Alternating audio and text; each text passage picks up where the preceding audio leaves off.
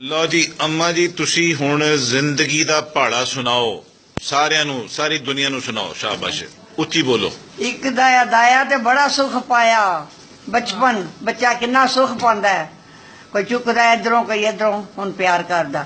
ਦੋ ਦਾਇਆ 20 ਤੇ ਭੰਨ ਮੰਜੀ ਦੀ ਹੀ, ਇੰਨੀ ਤਾਕਤ ਆ ਉਹਦੇ ਚ ਕਹੀਂ ਭੰਨ ਸਕਦਾ ਮੰਜੀ ਦੀ। ਤਿੰਨ ਦਾਇਆ 30 ਤੇ ਬੇਲੇ ਛੁਕੇ ਛੀ, ਸੱਪ ਹੁੰਦਾ ਇੱਕ ਛੀ, ਉਹ ਕਿਸੇ ਨੂੰ ਅੰਦਰ ਬੇਲੇ ਦੇ ਨਹੀਂ ਆਣ ਦਿੰਦਾ। ਇਸ ਤਰ੍ਹਾਂ ਜਵਾਨ ਮੁੰਡਾ ਕਹਿੰਦਾ ਮੇਰੇ ਮੁਕਾਬਲ ਕੋਈ ਨਹੀਂ। ਚਾਰ ਦਾਇਆ 40 ਤੇ ਢੱਗਾ ਹੋ ਗਿਆ ਹਾਲੀ, ਵਿਆਹ ਹੋ ਗਿਆ, ਸ਼ਾਦੀ ਹੋ ਗਈ। ਕੋਈ ਮਾਂ ਸਿਖਾਉਂਦੀ ਪਈ ਆ, ਕੋਈ ਬੀਵੀ ਸਿਖਾਉਂਦੀ ਪਈ ਆ, ਵਿਚਾਰਾ ਚੁੱਪ ਕਰਕੇ ਸੁਣਦਾ ਪਿਆ।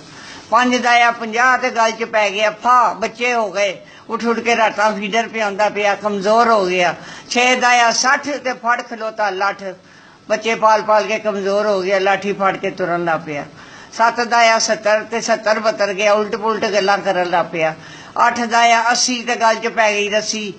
ਉਹ ਇਹ ਜ਼ਮਾਨਾ ਕਿ ਸੱਸ ਬਣਦੀ ਹੈ ਜਿਸ ਵੇਲੇ, ਉਸ ਵੇਲੇ ਕੋਈ ਨੌਵਾਂ ਸਤਾਉਂਦੀਆਂ ਨੇ, ਕੋਈ ਜਵਾਈ ਸਤਾਉਂਦੇ ਨੇ, ਕੋਈ ਬਰਾਦਰੀਆਂ ਦੇ ਝਗੜੇ ਲੈਣ ਦੇਣ ਬੜੇ ਚੱਕਰ ਨੇ।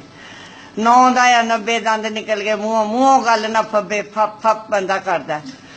10 ਦਾਇਆ 100 ਨਾ ਸੱਜਣ ਦੀ ਆਸ ਰਹੀ ਨਾ ਦੁਸ਼ਮਣ ਦਾ ਖੌਫ। ਕਿ ਹੁਣ ਮੈਂ ਕਿਸੇ ਨੂੰ ਕੀ ਕਹਿਣਾ ਤੇ ਕੀ ਕਿਸੇ ਕੋਲੋਂ ਸੁਣਨਾ, ਚੁੱਪ ਕਰਕੇ ਲੰਮੇ ਪਿਆ ਰਹਿੰਦਾ।